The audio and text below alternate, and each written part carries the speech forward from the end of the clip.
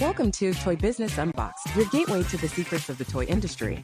Here, Jason Shea, a toy entrepreneur and expert in the Every field. product we develop is really inspired by some of the real life experience that we have with our son, major retailers. Yeah.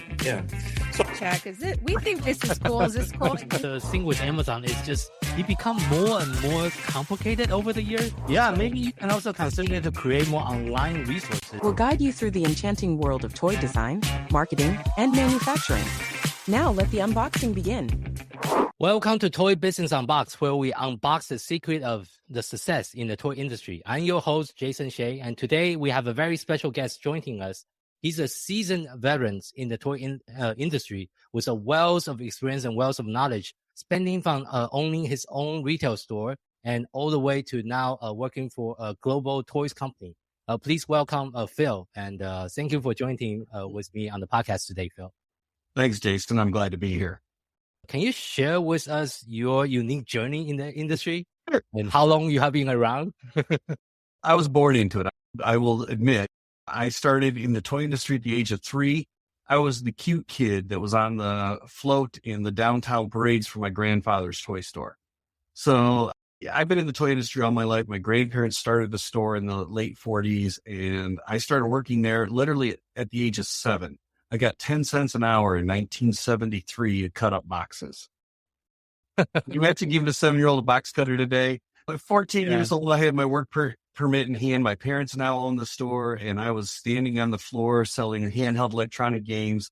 And in 1993, my dad called me up when I had a separate career going in a different field of team building and experiential education. He said, "Hey, how would you like to join the toy industry full time?" And I did in 1993. So I was in the retail side from 1993 until 2016. Unfortunately, the city of Jackson, where I'm from in Michigan, didn't do so well with the economy in 2008. And by 16, the handwriting was on the wall that it just couldn't support the store the way we were.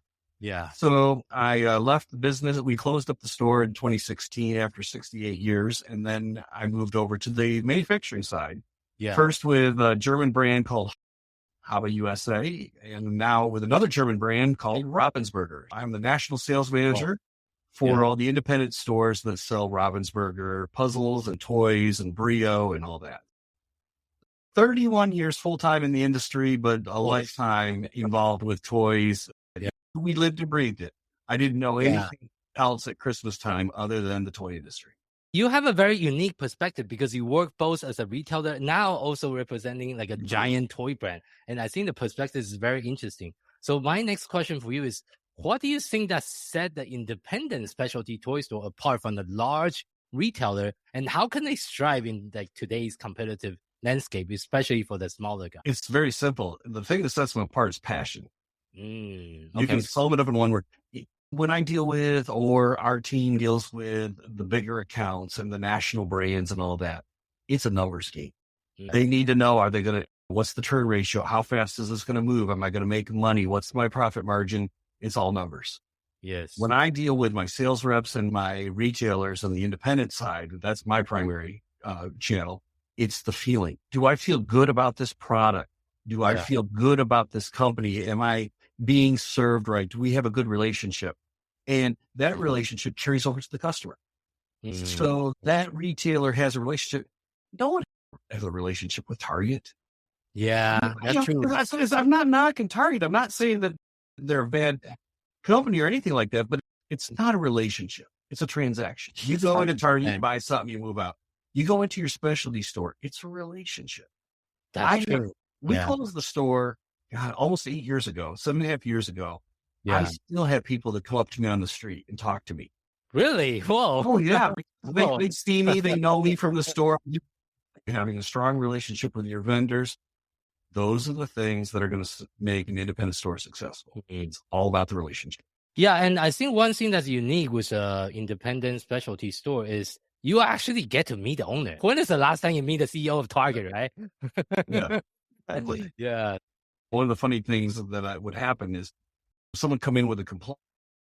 I couldn't say, "Oh, that was a corporate decision," because I was the corporate.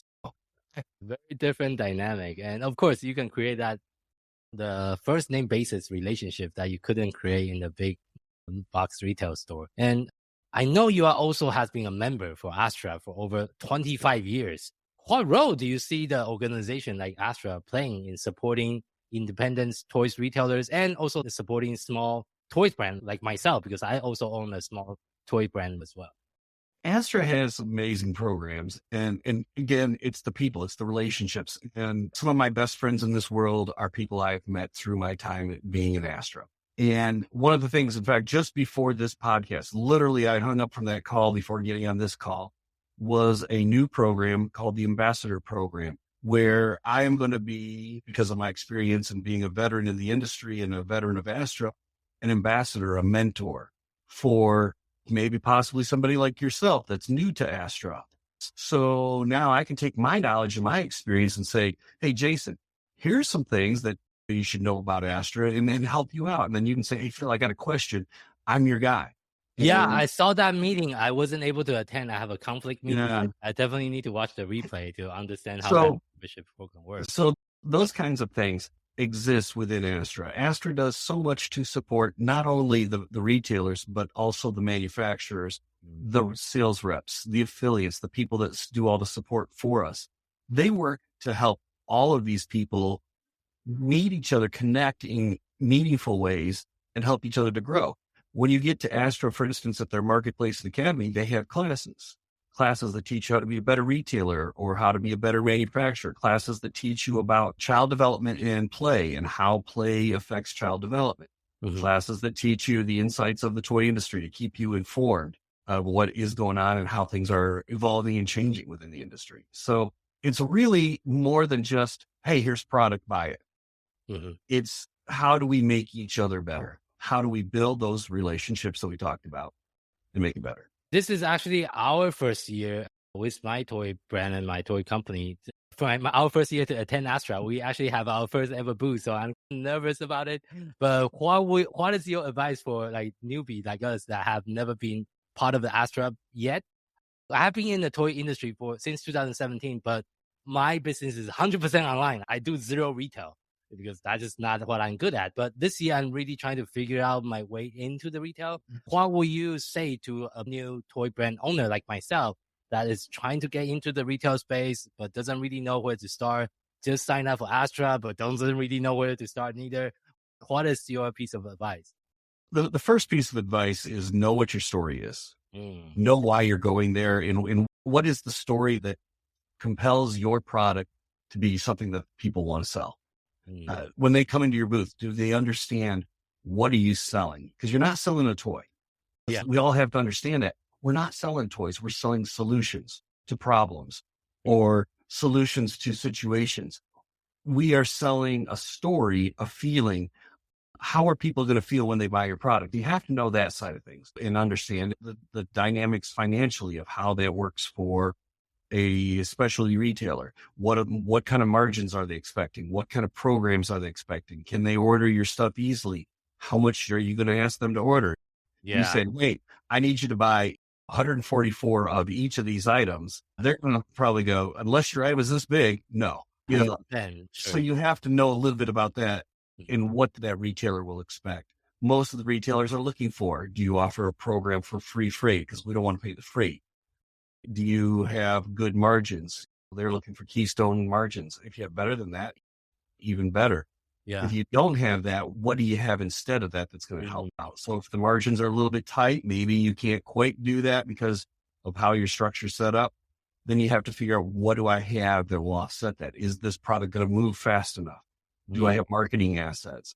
There's a lot of little things, but the big thing at the end of the day is, do I have something that I can relate to the customer, that the retailer can relate? Can they figure out exactly what I'm trying to sell, what I'm trying to solve, what my product, where my products fit? Yeah. And also like, how can you have a packaging that's appealing enough? I think we have a conversation offline about that because that's my weak point. My entire business is structured for online sales and e-commerce. So packaging is usually like the second thought because people don't really see that online as much. But in the retail space, like a specialty toy store, that's everything that people see before they make that buying decision. And that's also, the bigger the store, the more important the packaging is. Yeah. Especially, that's the one thing that specialty stores have, that relationship they have with their customers. They can turn around and say to a customer, hey, I know you didn't look at this because it doesn't look very exciting on the shelf, but let me show you this. You're really going to like it. And they can do what we call hand selling. Some retailers are very good at this. Some are not. That's how you overcome the packaging issue somewhat. But yes, packaging is, as much as I hate to say it, we are a shallow group of people and we do judge a book by its cover. So packaging is important, and packaging is especially important if you're trying to get into, say, Canada, because Quebec has its own rules with the French language. You have to know what that is, or you can be in a lot of trouble trying to sell into French Canadian markets. Same as actually Amazon Canada. You need to have 2 languages on your packaging. That's one of the Amazon requirements. Since we do a lot of business with Amazon, you do need to have English and French on your packaging if you want to sell into Canadian marketplace. So I want to transition to my next question, which is really more about growing and running a successful retail toy business, which is majority of your experience. And you hire a team like supporting your store. What is the most effective way to recruit, not just recruiting, but also nurture your team members so they can really help your store to be successful based on your previous experience? I can tell you that the most important thing is you have to know what kind of person you want to hire.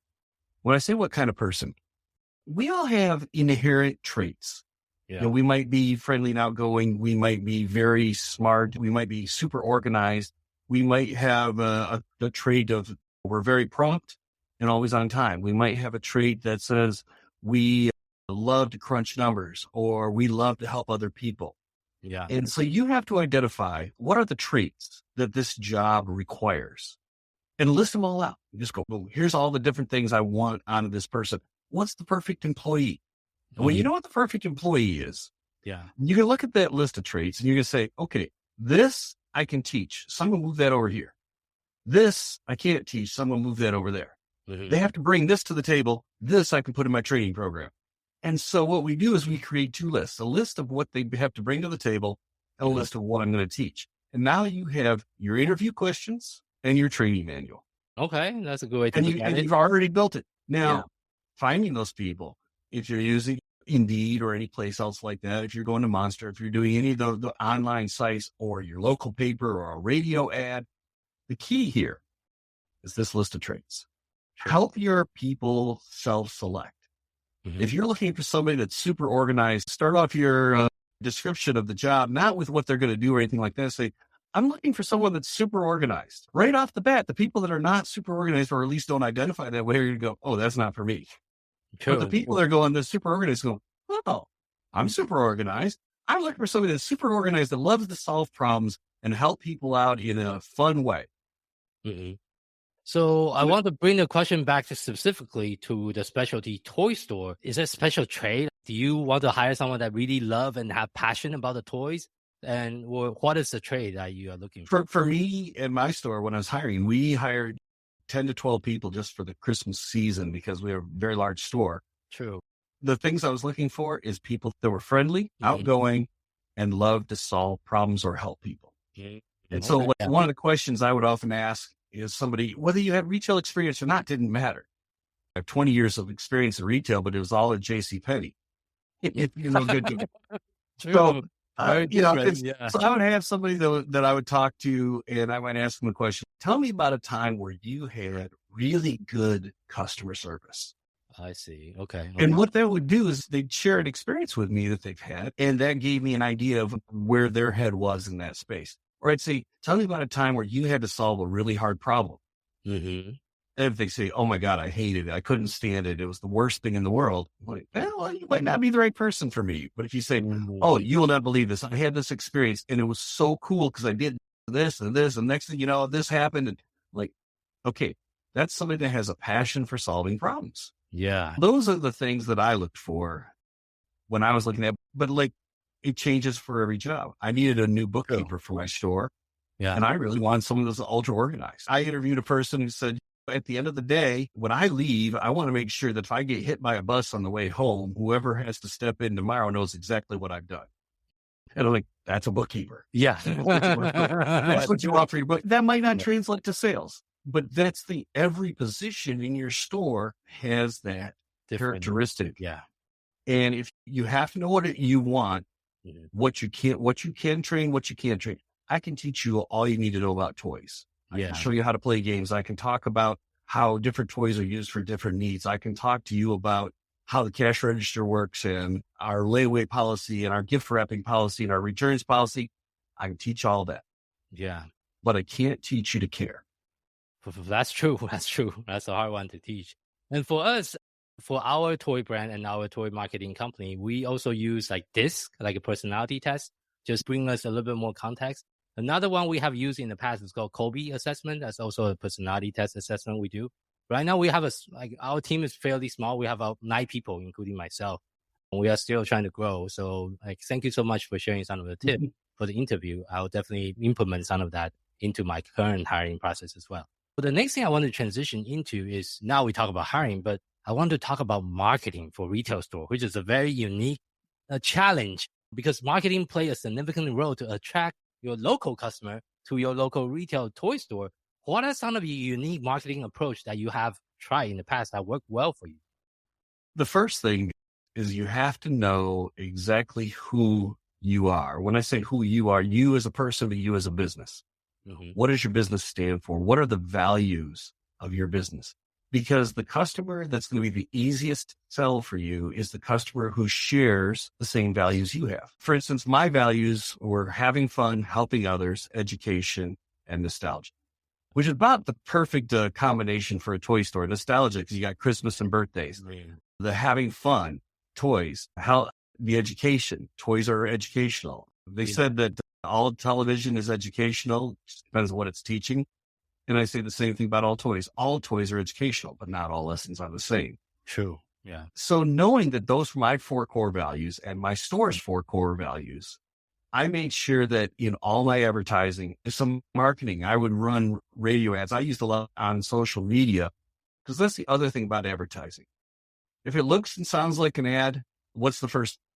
It is an ad. Yeah. It's an ad, and we are trained to ignore ads. We hate ads. Don't sound like an ad. Mm-hmm. Make it interesting. Say things that are interesting, that people want to listen. Say things that people want to share. We make this big mistake on social media where we just make posts, and we think the quantity of posts is what's going to do it. Mm-hmm. It isn't.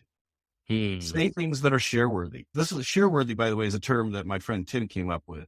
And it's a really cool term because on social media, especially, if you say something there, make it something that somebody's going to say, I got to tell so-and-so about this. True. Because what is the best form of advertising? Word of mouth. Right? Yeah. Yeah. So the only way you get word of mouth is to do something that somebody has to tell somebody else about. Totally true. What excites you the most about the future of the toy industry, and what do you hope to see in the years to come? I go a lot of different ways with that. The biggest one is that I think even with technology has grown and expanded. I was in the toy industry when Fisher-Price started putting a little chip into everything. Yeah. Everything that they made now had a little chip in it. So it made noise and it made sounds and it did. Yeah. And a lot of that stuff was done frivolously. It was just there. It didn't really add play value.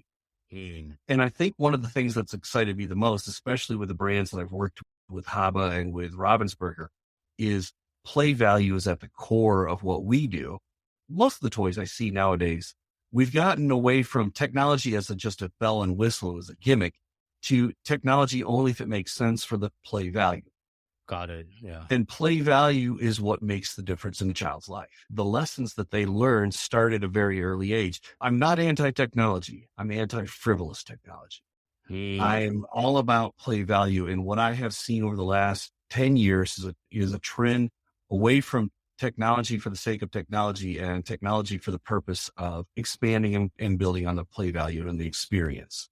So those are the things that I'm excited about, because play value at the end of the day is what's going to make us a better country. True. We grow our kids this way. Do you have any memorable experience or lesson that you learned from working in the toy industry for over 30 years? And what are some of the major lessons that you would like to share with the listener? An actual experience that happened to me when I was 14 years old. It was literally Christmas Eve, and I stood behind a glass counter the whole time. And all I did was show the handheld electronic games. I'd take the Simon game out and I put it on the counter and say, see the 4 colors, push the buttons. And I'd pull out the little Coleco handheld football game and I'd say, see this? And I'd hold it up here so they could see it. And I go, do it. And I could play all these games better than all my friends backwards, because that's all I did all day was demonstrate these. And it was Christmas Eve and we had been sold out of the Simon games for weeks. Yeah. But we'd had one that came back. It was canceled on an hour before we closed. And my mom hands it to me, puts it down on my feet, and says, see if you can sell this in the next hour. Turn around, and this guy is standing there. And he is driven. Literally, he left Detroit. He went all the way across the state of Michigan to Grand Rapids, was working his way back. He was in a store in Battle Creek, and they said, if anyone has it, the Toy House in Jackson will have it. And he came in. I had the game.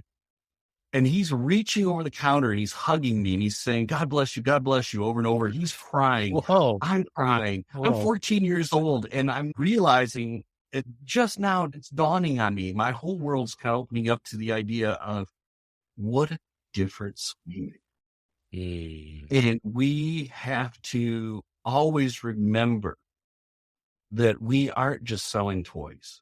We're making a difference. And years to process that. That was 1980. It wasn't until 93 that I was full-time in the toy industry. I was doing other things, but at the same time, that was the moment. Thank you for sharing that story. That's a powerful story. I can 100% relate to that because with my own toys brand, I started the toy brand because my son with his, autism and special needs. And the toy we are trying to create is also trying to make a difference in the life of the kids and the family that use the toy that we create and we design. So I can 100% relate to that. And part of your mission statement that you just shared. If you had just one piece of advice to share with someone that's getting started in the toy industry, what would that be? Know why you're doing it. Know exactly why.